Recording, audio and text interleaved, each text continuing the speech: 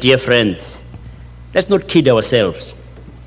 In a situation of injustice and oppression, there can be no neutrality. You have to take sides. You have to say, am I on the side of justice or am I on the side of injustice?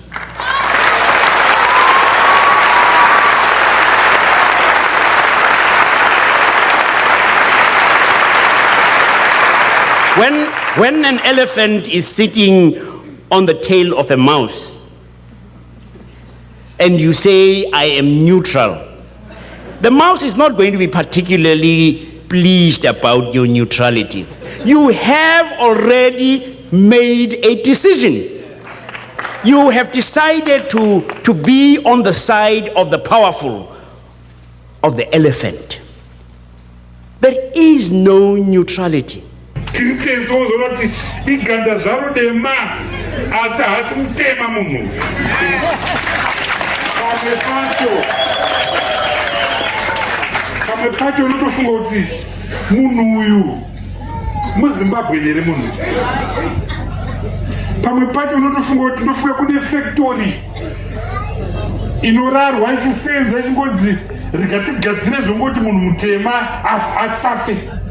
Munhu mutema asafe, safa continue. Pano pachirungu zvinonzi border gaze, bombshell gaze captured the imagination of Zimbabwe. For having me here, and I'm humbled. For 25 years, I've been reporting on stories in Zimbabwe that others dared not to touch. That has been my work. But it was disrupted last year when the Zimbabwean regime sent me to 75 days of horror, a hell in pre-trial detention, for another man's speech, a speech made at a press conference that was broadcast at a TV station I work for. This, ladies and gentlemen, is the new face of repression in Zimbabwe, laced with sophistication. In the past, it was naked violence on the streets, abductions, and forced disappearances. This has changed. It is now violence committed through the legal system, what I call lawfare, violence by law. In February 2025, the regime arrested me and charged me with transmitting messages likely to incite violence, even though I had no involvement whatsoever in this alleged crime. I was denied bail three times, a violation of our constitution. The state deliberately misled the court, presenting redacted transcripts that were deliberately manipulated to support their allegations of violence and to keep me in prison without trial. Today, ladies and gentlemen, I sit in front of you, free but not free, without chains in my hands, but chains in my mind and pain in my heart. I was given bail. My passport was taken. Freedom to move or work taken away from me, and under bail conditions, crippling my finances. The regime punishes you through punishing your family. Yeah. It hits your pockets to the extent that your children suffer. They know that you're strong, but they want to hurt those that you care about, so that you think twice before doing your work.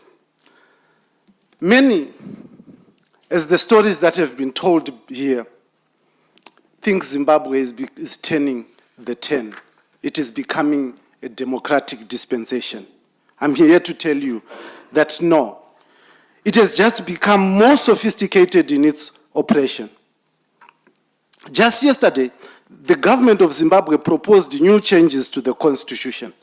They want to increase the presidential term from 5 years to 7 and allow the president to appoint judges directly and an elected president appointing judges. For a president who promised to stick to the constitution and respect human rights, This attempt to extend terms, appoint judges without scrutiny, and steal voting rights from the people opens, ladies and gentlemen, a very, very dark door, which must scare the world, the UN, into action. Because when repression hides behind the law and hides behind sovereignty, the poor suffer, and they are forced to flee from their home, from their country as refugees, into your homes, and you call them illegal immigrants, and you push them out violently. But it is because of your silence that they have been pushed away from their homes that they love so much. I stand here, I will stay in Zimbabwe, regardless, because I believe in my country and I love it. We need international and diplomatic pressure and solidarity to protect the weak, to protect the poor, and to protect human rights, not only in Zimbabwe, but in all the other countries. I know that international pressure works, because it is this pressure from the UK, from the US, and from the EU, and my fellow Zimbabweans that secured my release on May 7. Fact is, Zimbabwe is not democratizing. The West is yet to come. And as a journalist, I will continue to tell the truth. Because journalism is all I know, and it's all I intend to do. Oppression in one country has consequences in all other countries. It breeds instability and instability to citizens whose country's democracy is working well. It is like COVID. It will spread to everyone. All right, I know some of you, it's your first time to pass through this channel. You're welcome. You should never forget to subscribe. Make sure that you ring the bell or the notification bell. It is quite imperative. To my regulars, shout out. What's happening, y'all? You're doing great. Thank you for passing through. Don't forget to thumbs up the video and also share with others in your groups. I really want Zimbabweans to be part and parcel of this dialogue. It's important. Stick around. I'm a journalist. I don't understand protocol that much. Today I appear before you wearing clothes that I have worn for 73 days in pre-trial detention. This, ladies and gentlemen, was my uniform as I suffered crimes of journalism.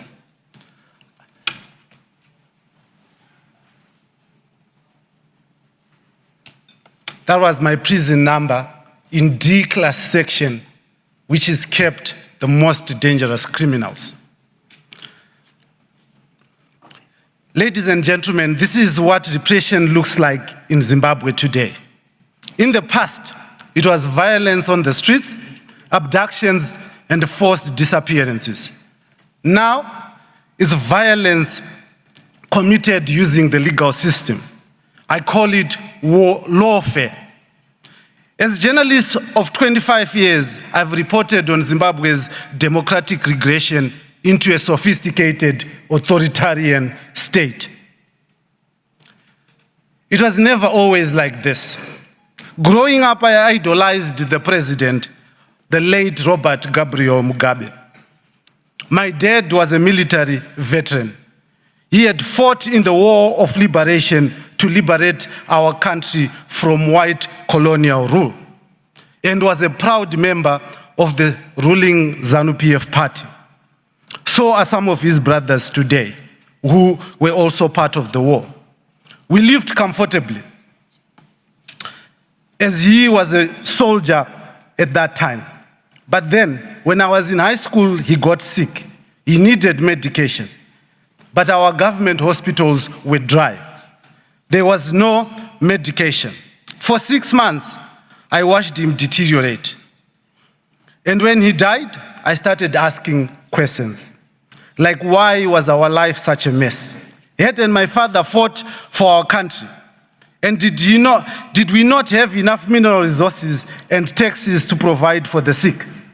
Especially when government top officials drive top-of-the-range vehicles, drink expensive whiskey, and dine in top hotels at our expenses and on our taxes. Ladies and gentlemen, once you start asking those questions, you cannot unask them. And I could not unsee the corruption of a government that treats public interest journalism as a security threat. So I became a journalist, reporting on stories others dared not to touch. I became the face of unmolested truth and journalism, the face of Heart and Soul TV and broadcasting, where I host a show called Free Talk. We give dissenting voices a platform, tackle corruption, and we actually ultimately broke the government's monopoly in broadcast television using multimedia means. So perhaps it came as no surprise to me why I was deemed a political threat and eventually arrested.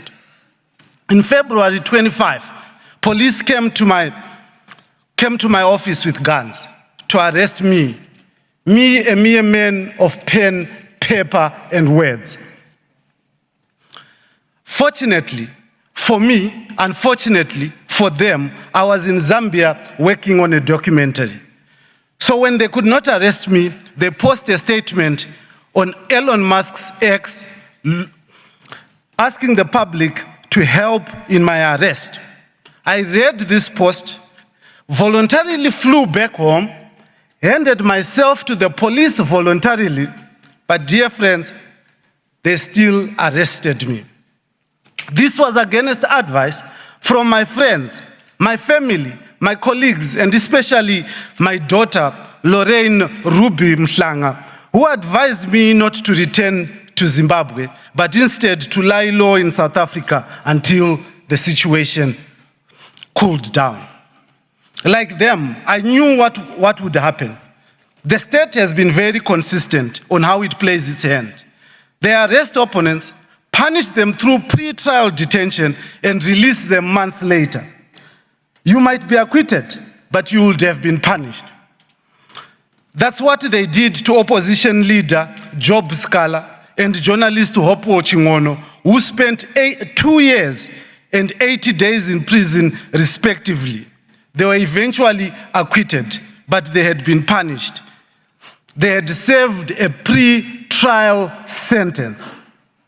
I decided to go home regardless, but with hindsight today, the horror and the hell that I faced in Zimbabwe's prisons, I wish I had taken the advice to flee.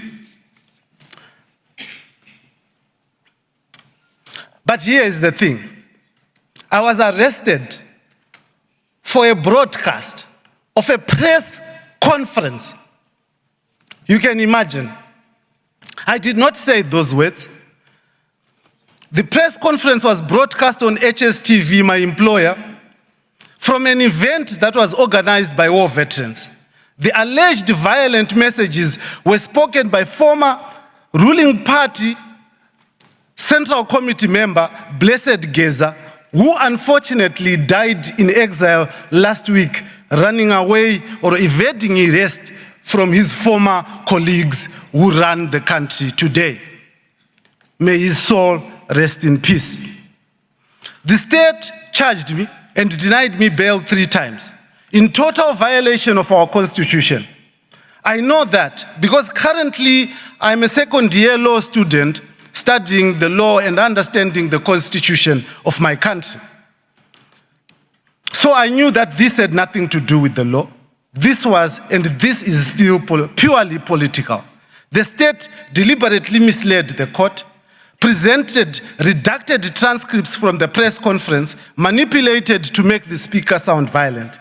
It was clear the state was using the law to do whatever it deemed necessary with me, and it did not matter what my lawyers pleaded before the courts.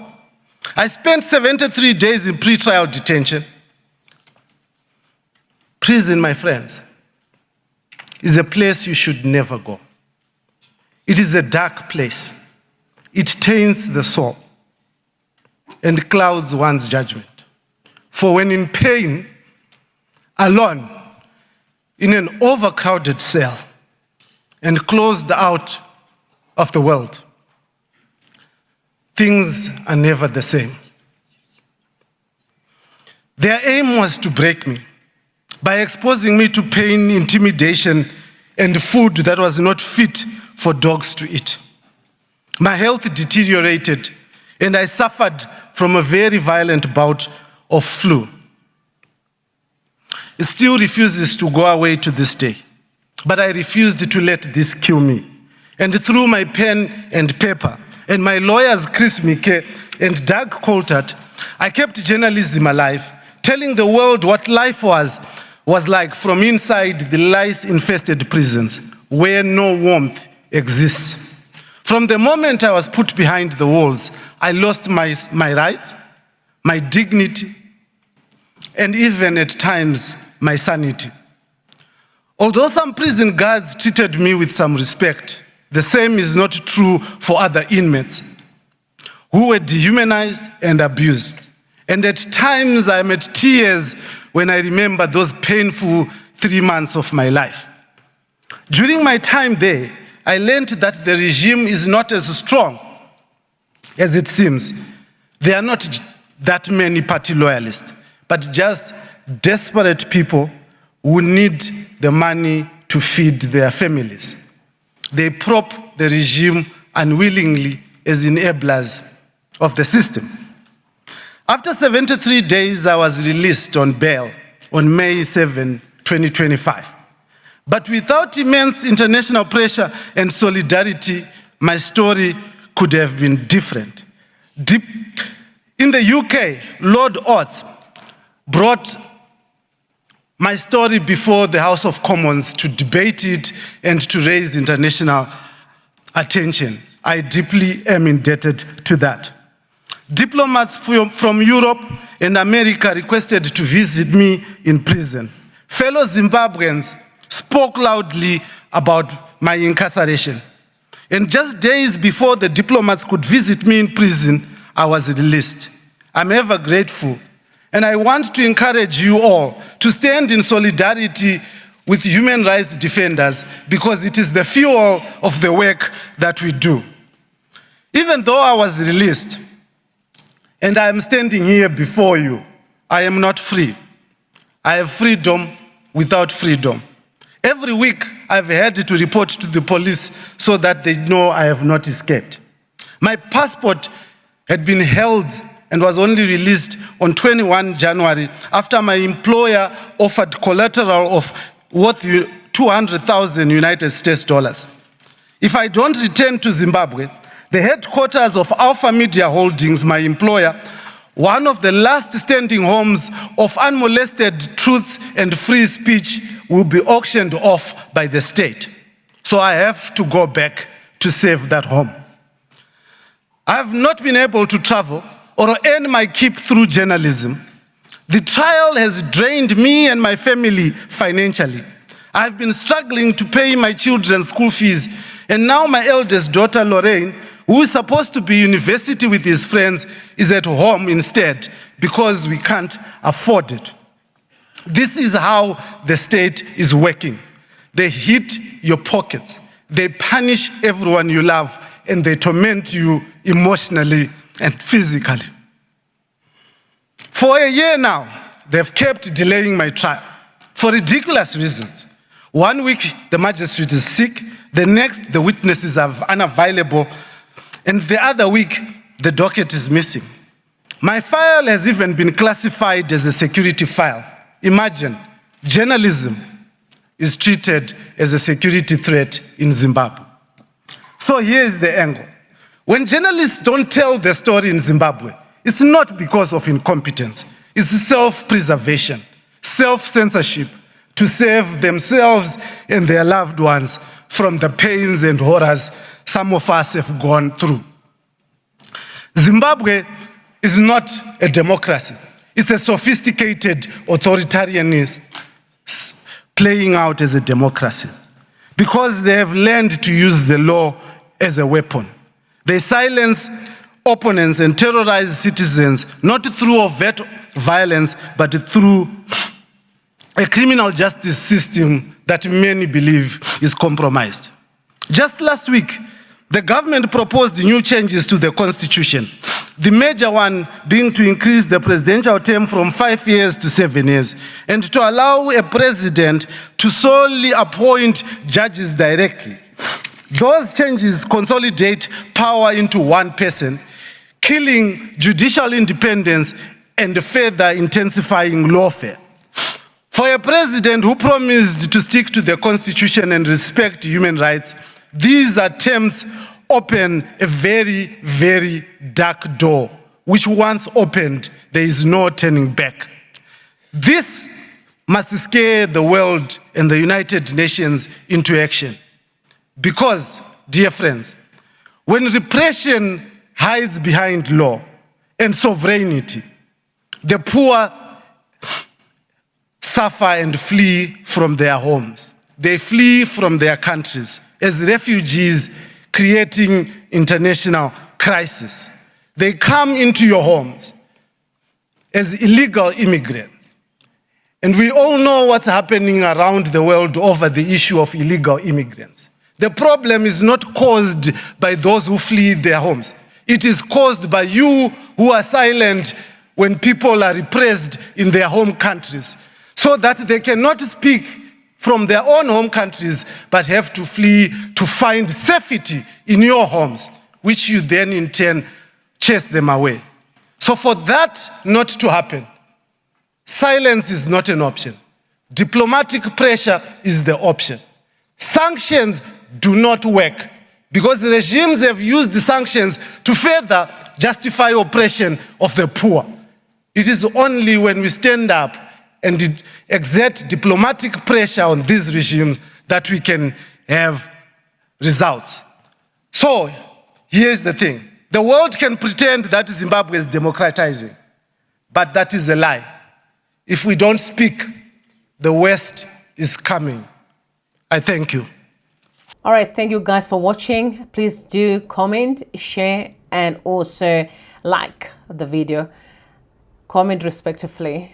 I love you guys. Bless you and bless Zimbabwe. Bye for now.